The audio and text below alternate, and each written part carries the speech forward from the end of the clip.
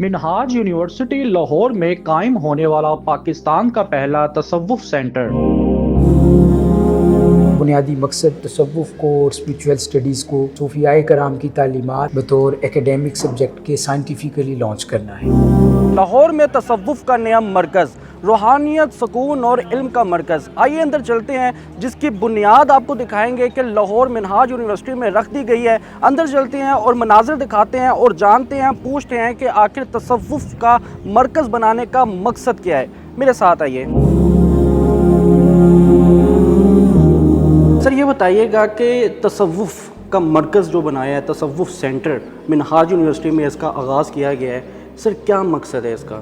اس کا بنیادی مقصد اس کو بنانے کا وہ تصوف کو اور اسپریچول اسٹڈیز کو بطور ایکیڈیمک سبجیکٹ کے سائنٹیفکلی لانچ کرنا ہے، اور کسی بھی یونیورسٹی کا یہ واحد پہلا تصوف کا مرکز ہے جو کہ تصوف کی تعلیمات کو ایک سبجیکٹ کے طور پہ معاشرے میں عام کرنے کے لیے اور صوفیاء کرام کی تعلیمات اور قرآن و سنت پر مبنی جو دی گئی تصوف کی تعبیرات ہیں ان کو سوسائٹی میں امپلیمنٹ کرنے کے لیے بنایا گیا ہے۔ بہتر ہو گیا۔ سر مجھے یہ بتائیے گا کہ یہ جو ماشاءاللہ سے ڈیکوریشن کی گئی ہے، یہ جو ڈیزائن تیار کیا گیا ہے، یہ تصوف کے خیالات سے ملتا جلتا ہے یا پھر یہ کس کا آئیڈیا تھا؟ یہ جو تصوف سینٹر کے اندر جو آرکیٹیکچرل ورک ہے یہ انسپائرڈ ہے ٹرکش آرکیٹیکچر سے اور ایرانین آرکیٹیکچر سے۔ ٹھیک ہے۔ یعنی ٹرکش آرکیٹیکچر کا مکسچر ہے اور ایرانین آرکیٹیکچر کا مکسچر ہے۔ ٹھیک ہے۔ اس میں کچھ اوٹومن امپائر کا ڈیزائن ہے، کچھ اس میں رومن امپائر کا ڈیزائن ہے، پھر کچھ اس میں ایرانین امپائر کا ڈیزائن ہے، کچھ ٹرکش آرکیٹیکچرل ورک کا اس کے اندر کمبینیشن شامل کیا گیا ہے، جس کا مقصد صرف یہ ہے کہ اسٹوڈنٹس جو یہاں پر آئیں وہ اس کی آرکیٹیکچرل ورک سے بھی اسپریچول اسٹڈیز کی وائبس کو لیں۔ جو ریسرچ سینٹر ہے اس کا بنیادی مقصد ہے تصوف کے اوپر ریسرچ کرنا، ٹھیک ہے، تصوف کے اوپر کتابوں کی ٹرانسلیشن کرنا، ٹھیک ہے، اسپریچول اسٹڈیز کے اوپر ایکیڈیمک لٹریچر کو جنریٹ کرنا۔ ٹھیک ہے، ایک پرپز اس کا یہ ہے۔ ٹھیک ہے۔ دوسرا پرپز اس کا جو اس انسٹیٹیوٹ کا ہے وہ ہے شارٹ کورسز۔ ہم یہاں پہ ڈفرینٹ شارٹ کورسز لانچ کرتے ہیں تصوف کے اوپر، اسپریچول اسٹڈیز کے اوپر۔ اسٹوڈنٹس ہمارے پاس آتے ہیں، ویکینڈ کورسز ہوتے ہیں، وہ آ کے اس میں انرول کرتے ہیں اور اس کے اندر پورا ایک سلیبس لیا جاتا ہے اسٹوڈنٹس کو کہ وہ اپنی ایکیڈیمک لائف، اپنی پروفیشنل لائف، اپنی اسٹوڈنٹ لائف کے دوران وہ راہ حق کی تکمیل کیسے کر سکتے ہیں اور اپنے اندر کا انسان کیسے تلاش سکتے ہیں۔ بہتر ہو گیا۔ سر یہ بتائیے گا کہ اوبویسلی کلاس رومز بھی یہاں پر اسپیشل بنائے گئے ہیں؟ جی جی، اس میں ہم نے ایک ایکیڈیمک بڑا اسٹینڈرڈ پیٹرن پہ ڈیولپ کر کے کلاس روم بھی بنایا ہے جہاں بیٹھ کے اسٹوڈنٹس کو تصوف اور روحانیت پڑھایا جاتا ہے۔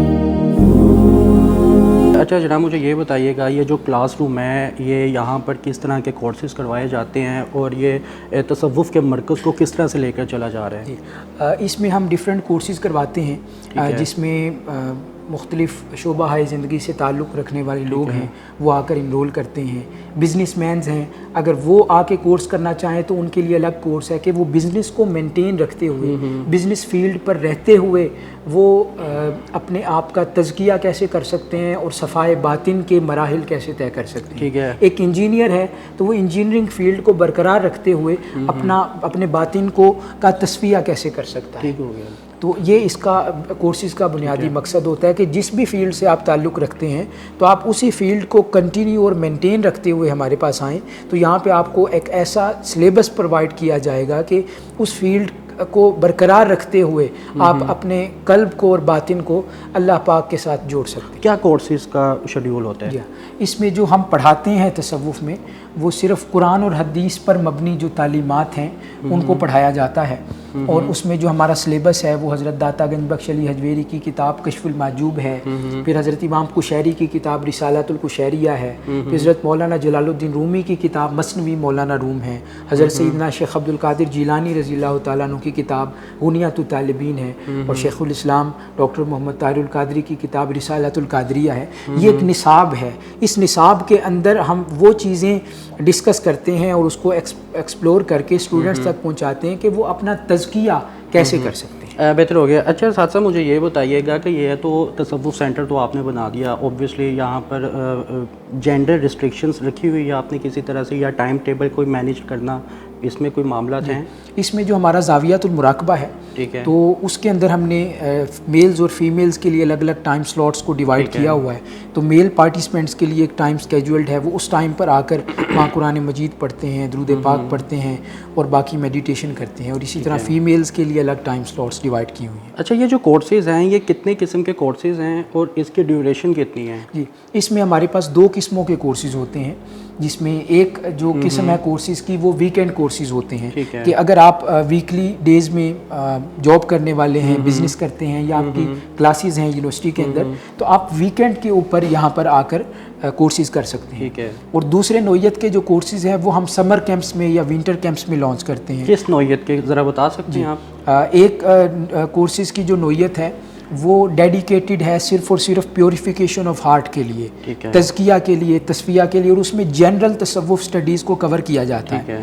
دوسری قسم کورسز کی یہ ہے وہ صوفی مونسٹریز کی لیڈرشپ کے اوپر ہے کہ پیران کرام اور مشائخ ان کی اولادوں کے لیے ہم یہاں پہ اپرچونٹی دیتے ہیں کہ وہ یہاں پر آئیں اور ان کو ہم پراپر ایک سجادہ نشین کے ایکیڈیمک انداز میں ایک ریسرچ اسکالر کے طور پہ تیار کر کے دربار کیسے چلانا ہے، اس کی فیزیبلٹی کیسے مینٹین کرنی ہے، ایکیڈیمک پیٹرن پر، قرآن و حدیث کی تعلیمات پر مشتمل ہم ان کو لیڈرشپ کوالٹیز کو پڑھانے کے بعد اس کو پراپر ٹریننگ دے کے ایک اسکالر کے طور پہ تیار کر دیں. ایسا ڈیوریشن کتنی ہوتی ہے اس کی؟ اس میں کچھ کورسز ہیں ان کی 2 ماہ ڈیوریشن ہے ویکینڈ کورسز، کچھ 4 ماہ کے ہیں، کچھ 15 کیٹیگریز آپ لوگوں نے بنائی ہوئی ہے. جی کیٹیگریز. اچھا سر مجھے یہ بھی بتائیے گا کہ اس کی کوئی فیس بھی اوبویسلی ہوگی؟ جی رولز اینڈ ریگولیشنز ہوتے ہیں. جی جو ہماری جو کورس کی فیس ہوتی ہے وہ اکارڈنگ ٹو دا کورس کی ڈیوریشن کی ہوتی ہے. انیشیل سٹارٹ کیا ہے اگر کورس کی فیس اس میں 10,000 کے سے سٹارٹ ہوتا ہے، 20,000 بھی ہوتی ہے، 15,000 بھی ہوتی ہے. ٹھیک ہے. اچھا سر یہ بتائیے گا کہ جو صرف یونیورسٹی کے اسٹوڈنٹس ہیں صرف ان کے لیے یہ فیسلٹیز پرووائڈ کی جاتی ہے یا پھر کوئی آؤٹ سائڈر بھی آ کر اس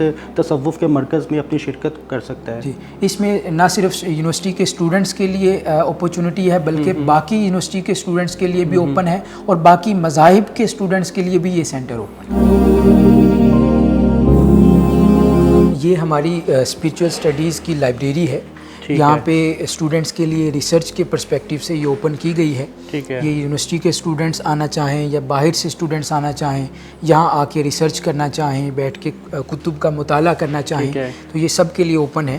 اس میں راؤنڈ اباؤٹ 5,000 کے قریب بکس ہیں اس وقت تصوف پر، dedicated for spiritual studies in English, Urdu, Arabic, Persian and Turkish. 5 languages میں ہم نے یہاں پہ تصوف پہ کتابیں دی ہوئی ہیں. مراقبہ ہال بنانے کا اور تصوف سینٹر کے اندر اس کا سر کیا وجہ ہے اس کی؟ ایک شیخ الاسلام انسٹیٹیوٹ آف اسپریچول اسٹڈیز جو منہاج یونیورسٹی میں جس کا قیام ہے، اس کے اندر زاویۃ المراقبہ یا میڈیٹیشن سینکچوری، میڈیٹیشن ہال کا قیام اس لیے لایا گیا عمل میں کہ یہاں پہ انسان جو ہے وہ آ کے بیٹھے، اسٹوڈنٹ آ کے بیٹھیں، فیکلٹی ممبر آ کے بیٹھیں، وزٹرز آ کے بیٹھیں اور آ کے اپنی سیلف ایکچولائزیشن کے لیے، سیلف ریئلائزیشن کے لیے، اپنے آپ کو پہچاننے کے لیے، خود اپنی نفس کو پہچاننے کے لیے اپنے آپ کو وقت دے اور پھر اسلامی تعلیمات کے مطابق اپنی ذات کے اوپر، اپنی نفس کے اوپر غور کرے اور اپنی ذات کا تعلق اللہ پاک سے جوڑے، اپنی ذات کا تعلق نبی کریم صلی اللہ علیہ وسلم کی ذات مبارکہ سے جوڑے.